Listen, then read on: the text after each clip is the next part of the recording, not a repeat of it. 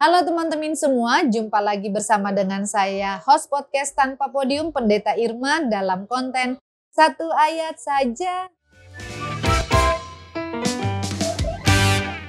Satu ayat saja kali ini diambil dari Injil Matius pasal 14 ayat 27 yang menyatakan, "Tetapi segera Yesus berkata kepada mereka, 'Tenanglah, aku ini, jangan takut.'"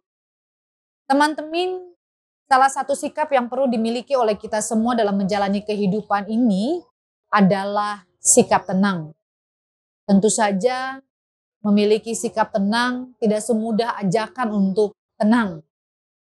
Orang yang dapat tenang adalah orang yang mampu merencanakan segala aktivitas hidupnya dengan baik, sehingga kalaupun ia berhadapan dengan hal-hal yang tidak ia bayangkan sebelumnya, ia tidak akan bersikap gegabah. Orang yang tenang adalah orang yang akan lebih peka dengan situasi di sekitarnya, sehingga ia berjuang untuk menjalani kehidupan dengan baik, bahkan ketika ia berada dalam situasi atau dalam kondisi yang tidak menyenangkan, dia mampu mengendalikan diri dan juga mengendalikan suasana. Orang yang tenang adalah orang yang akan selalu berpikir positif dengan apa yang menimpa dirinya. Dia tidak akan sibuk mencari kambing hitam, menuntut pertanggungjawaban sana-sini, tapi dia akan berupaya untuk memecahkan masalah, mencari solusi. Sehingga itu semua bisa ia hadapi, dan bahkan solusi itu ia bisa jalani dengan cara yang baik dan benar. Jadi sikap tenang itu merupakan hal yang penting dalam seluruh keberadaan kita. Sama halnya dengan apa yang dinyatakan dalam bagian satu ayat saja saat ini. Kita tahu bahwa latar belakang dari satu ayat ini adalah ketika para murid mendahului Yesus untuk melakukan penyeberangan menggunakan perahu, dan di tengah jalan mereka harus berhadapan dengan angin sakal yang membuat perahu mereka terombang-ambing. Dalam keadaan yang demikian, siapapun yang berada dalam situasi seperti itu, sulit bagi kita untuk merasakan yang namanya tenang.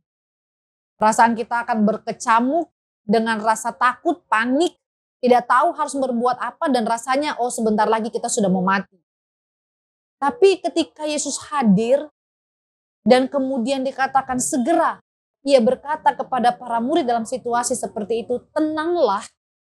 Maka ini bukan hanya sekedar kata yang diucapkan Yesus untuk membuat para murid itu tenang.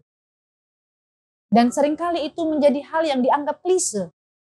Ya, ketika kita berhadapan dengan orang-orang dalam situasi atau pergumulan tertentu, dan kemudian kita berkata tenanglah, kadang-kadang itu menjadi hal yang klise. Karena apa? Karena kita mungkin akan dianggap sebagai orang, ya kamu gampang ngomong seperti itu karena bukan kamu yang mengalami. Tapi tentu saja ketika Yesus berkata tenanglah, ini bukan hanya sekedar mau menunjukkan kepada para murid apa yang harus mereka lakukan di tengah-tengah kegaduhan dalam perahu. Kata tenanglah itu juga merupakan ajakan yang Tuhan Yesus mau sampaikan kepada para murid. Bahwa penting bagi mereka untuk kemudian mengarahkan diri mereka kepada Yesus yang sedang berkata kepada mereka. Bukan saja untuk mengajak mereka tenang, tapi berusaha untuk membuat mereka tidak melihat atau tidak terombang-ambing dengan badai gelombang yang ada di sekitar mereka. Tapi juga menaruh pada rasa tenang dan rasa percaya yang mereka bisa dapatkan itu dari Yesus. Itulah sebabnya kata tenanglah kemudian diikuti oleh aku ini, jangan takut.